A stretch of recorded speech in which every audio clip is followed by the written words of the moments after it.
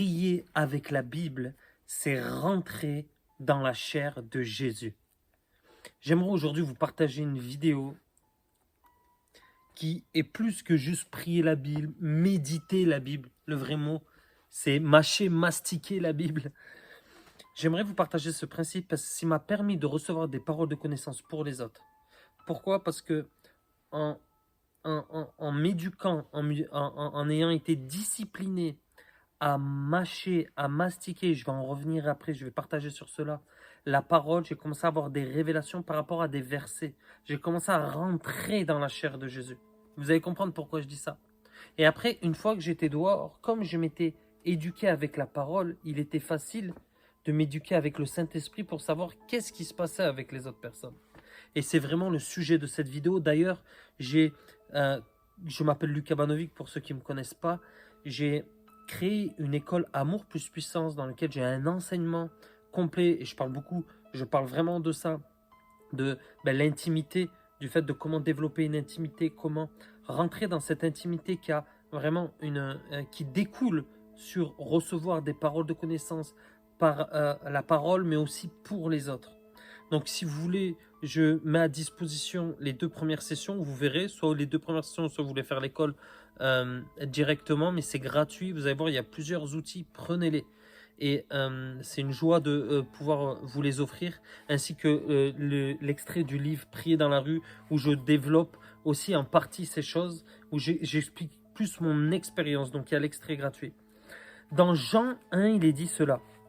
Peut-être vous avez déjà eu cette révélation et après j'aimerais poursuivre cela et peut-être vous n'avez jamais entendu cela. Mais regardez comme c'est simple et c'est puissant. La parole a été faite chair. La parole a été faite chair. Et elle a habité parmi nous. La parole, elle s'est faite chair et elle a habité parmi nous. Pleine de grâce et de vérité, nous avons contemplé sa gloire, une gloire comme celle du Fils unique, venu du Père. La parole a été faite chair et elle a habité parmi nous. Oh, mais regardez ce qu'il dit, là c'est Jean 1,14, mais regardez ce qu'il dit dans Jean 1,1. Au commencement était la parole. La parole était avec Dieu. Et la parole était Dieu. Elle était au commencement avec Dieu. Tout ce qui a été fait par elle, et rien de ce qui a été fait n'a été fait sans elle. En elle était la vie, et la vie était la lumière des hommes. La lumière brille dans les ténèbres, et les ténèbres ne l'ont pas accueillie. C'est Jésus. Et je sais que c'est puissant, mais la parole, en fait, c'est Jésus. Alors pas l'imprimerie, ceux qui ont imprimé la Bible, mais celui qui a inspiré la Bible. Jésus est avec nous, et on le voit dans le verset 1, depuis le commencement. C'est lui qui a inspiré toute chose. Et au commencement, elle était avec Dieu, tout a été fait par elle et pour elle. Il y a tellement une révélation puissante. Donc, comment on va faire pour avoir cette révélation? Ou rentrer dans la chair de Jésus? Ça va être simple. On va se retrouver dans Apocalypse 10, 8 à 9. Écoutez bien. Et la voix que j'avais entendue venir du ciel me parla de nouveau en ces termes. Va, prends le petit livre ouvert dans la main de l'ange qui se tient de l'autre bout sur la mer et sur la terre. Verset 9. J'allai vers les anges en lui disant de me donner le petit livre. Et il me dit, prends-le, avale-le. Il remplira d'amertume tes entrailles, mais dans ta bouche il sera doux comme du miel. J'aime ce passage et j'aime ce passage. On va le prendre à l'envers. Au verset 9, il dit, prends-le, avale-le, et il sera amer, je paraphrase, dans tes entrailles, et après il sera doux comme du miel. En fait, on doit réaliser que la parole, c'est Jésus, et que nous devons rentrer dans la chair de Jésus. Ça veut dire que, bien sûr, nous devons rentrer dans la chair de Jésus. Nous devons rentrer dans Jésus. Et en fait, quand nous commençons à méditer la parole, nous ne méditons pas juste des écrits de la parole. Nous sommes en train de méditer la personne de Jésus. Et quand nous la méditons, nous la mâchons, nous l'avalons, nous la mastiquons, la parole s'ouvre et nous rentrons. Bien sûr, c'est une image, mais c'est ce qui se passe.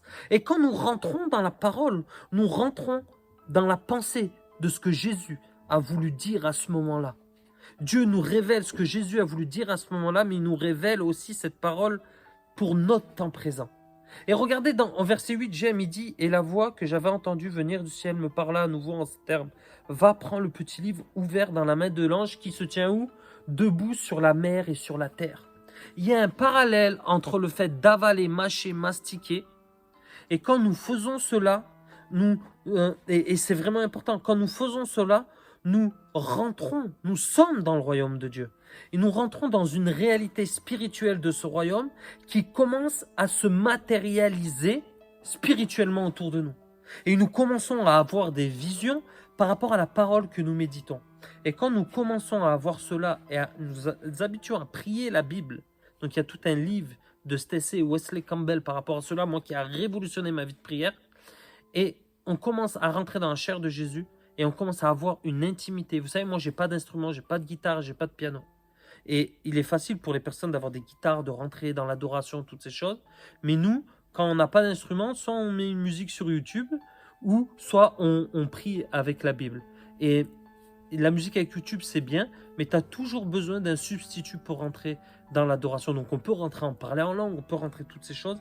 Mais là, quand on médite la parole, il y a quelque chose qui se passe, qui est unique, parce que l'usage dans lequel nous l'utilisons est unique. Voilà, j'espère que ça vous a encouragé, soyez bénis.